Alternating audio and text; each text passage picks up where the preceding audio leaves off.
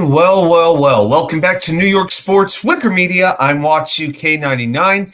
Thank you, as always, for taking the time to watch these videos. Here we go, Week 9 of the NFL schedule. This is where we make our confidence picks. If you're joining us for the first time, we don't pick against the spread here. We pick winners. And then we assign a confidence rating. This week, there are 14 games on the schedule, so we assign 14 points, the game we've got the most confidence in, down to 1 point, the game we've got the least confidence in, and we can use every number only once. So before we get into the Week 9 schedule, let's take a look back at Week 8 and see how we did. This was not a great week, if I'm being perfectly straight about this one. Went 7-6, only 62 points. I picked against the Jets, and it finally bit me. It finally got to me. All right, so for the season, that gives us a record of 72 wins and 48 losses, 681 total points. That drops my season standing a little bit. I am down to 84.7, the first minus week that I've had actually since Week 1. So this week we got to get back on the plus side. We got to make this right. All right, 4 teams on byes this week. You've got Cleveland, Philadelphia, Tampa Bay, and, of course, the Jets. So let's start with game number 14. So the team that I've got the most confidence in right now, the game that I'm betting the most on, it's got to be the Los Angeles Rams hosting the New Orleans Saints. You've got Tyler Shugg making his NFL debut behind a beat-up offensive line. And for his debut, he travels to Los Angeles to face a rested Rams defense that's coming off a bye. Oh, and they're second in the league in sacks. Plus, throw in that Puka Nacua should be back in wide receiver for the Rams. Don't overthink this. Give me the Rams. Best bet with my number 14 pick. Number 13, I'm taking another NFC team at home. It is the Green Bay Packers hosting the Carolina Panthers. Is anyone actually excited that Bryce Young will return for the Panthers this week at quarterback? I'm not.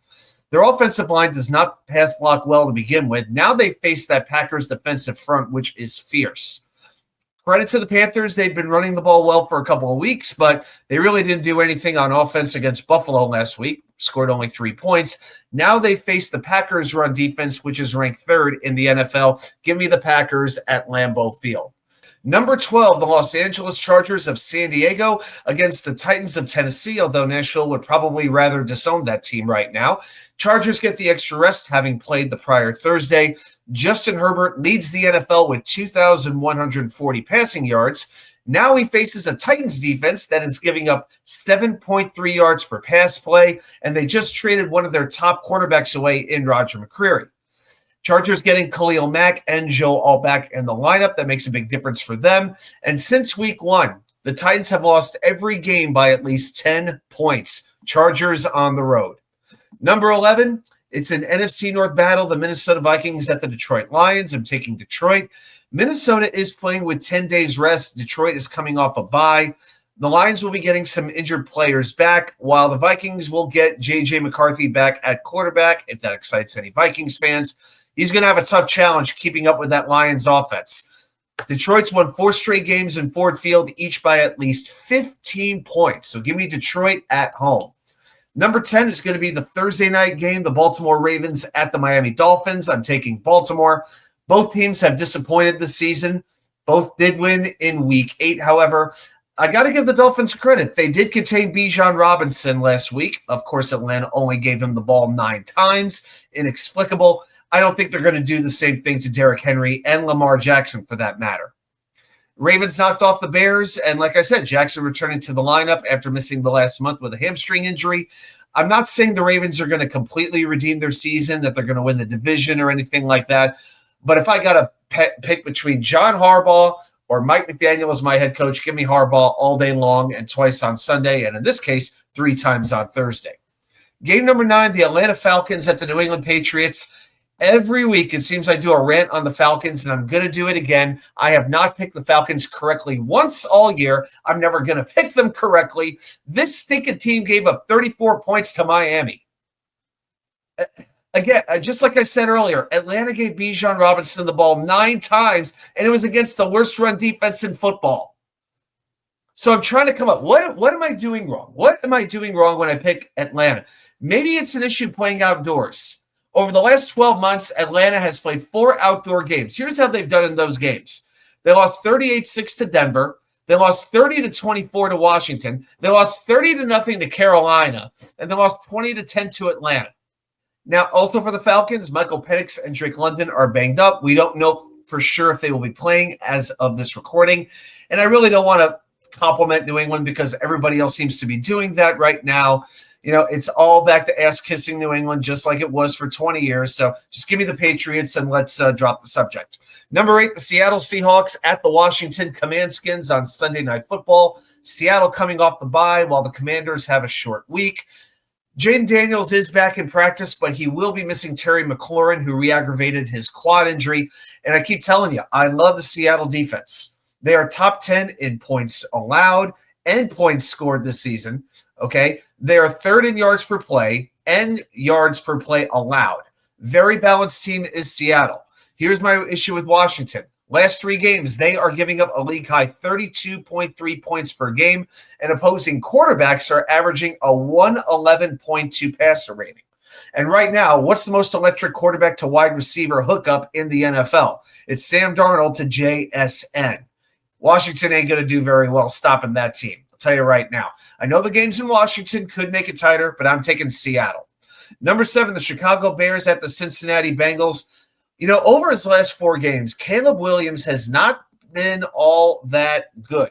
He has more interceptions than touchdowns. He's averaging 230 passing yards per game in that span. They need to get this passing offense going, and the Cincinnati defense is the perfect tonic to do that. Their defense has given up the most points per game, the most rushing yards per game, and the 3rd most passing yards per game. As for the Bears offense, they're 4th in the league in yards after the catch. The Bengals defense is 2nd worst at allowing yards after the catch. And as of right now, Joe Flacco is 50-50 to play in this game. And if he can't go, it's Jake Browning. Uh-oh. But Joe Flacco suffered an AC joint injury in his shoulder against the Jets. I have had an AC joint injury. I know how much it can limit you. I'm taking the Bears on the road. Number 6, the Denver Broncos at the Houston Texans. If you like defense, well, this should be the game for you. You've got 2 very good defenses squaring off deep in the heart of Texas. No Patrick Surtain for the Broncos. That is a major factor. But the Broncos still have 36 sacks. No other team in the NFL has more than 28. Now, there have been 3 different games this year where Texans quarterback C.J. Stroud was sacked at least 3 times. Texans lost all 3 of those games. But when Stroud is sacked 2 times or less, the Texans are 3-1. So if Denver can get pressure on Stroud, which every indication shows that they will, Houston's going to really, really struggle. I'll give you another stat that will clue you in why I like Denver. Houston is scoring touchdowns on just 42% of their red zone trips, 2nd lowest in the league. Now they face a Denver defense, and in the red zone, they're allowing touchdowns on 40% of opponents' trips. That's tied for the best in the NFL. I'm taking Denver. A lot of road teams I'm taking this week, and they're not the last one. Let's take another road team. Game number 5, I'm taking the San Francisco 49ers over the New York Giants. I expect a tight, low-scoring game. Sure, Jackson Dart is a very exciting young prospect, but he's already been missing Malik Neighbors. Now he doesn't have Cam Scadaboo anymore. And the Giants can get a pass rush going. That's been very well documented. Credit to them for that. But what people don't talk about is the Giants' run defense. The Giants are allowing 5.73 yards per carry. That is the worst by any team through 8 games since 1959. My God, I think that was the first year that the Giants and Dodgers were playing baseball in California. San Francisco hasn't lost back-to-back games yet this season, and they tend to show up stronger when you least expect it. I expect another big day from Christian McCaffrey, taking the Niners. All right, last 4 games. These are toss-ups for me, but here we go. Colts at Steelers. The Colts are riding high. The Steelers have lost 2 straight, and the defense can't stop anybody. But here's the catch. Good as the Colts have been, they're 7-1. Through those first 8 weeks, the Colts have played only 1 game outdoors, and that was week 3 against the hapless Tennessee team where it was 84 degrees and sunny. This week when the Colts get to Pittsburgh, it's likely going to be about 50 degrees and it could rain. So will it matter? I'm going to say no, and that's really a knock on Pittsburgh's defense. They've allowed the most passing yards per game in the NFL, 273.3. Now they're going up against Daniel Jones, who has the 3rd most passing yards in the league through 8 weeks. And if they sell out to stop the pass, then watch out for the league's leading rusher and Jonathan Taylor. He could total 200 yards on the ground. Number 3, the Jacksonville Jaguars at the Vegas Raiders. Okay, I'm picking a couple of upsets. I've picked a couple already. This is going to be an upset that I'm going to call. I'm taking the Raiders at home. Both teams coming off a bye. To me, the Jaguars are that car that's okay to lease if you want to go that route. You'll take it for a bit. There'll be some moments with it. You'll have some good memories inside it. But you don't want to buy it. You don't want to commit long-term to it.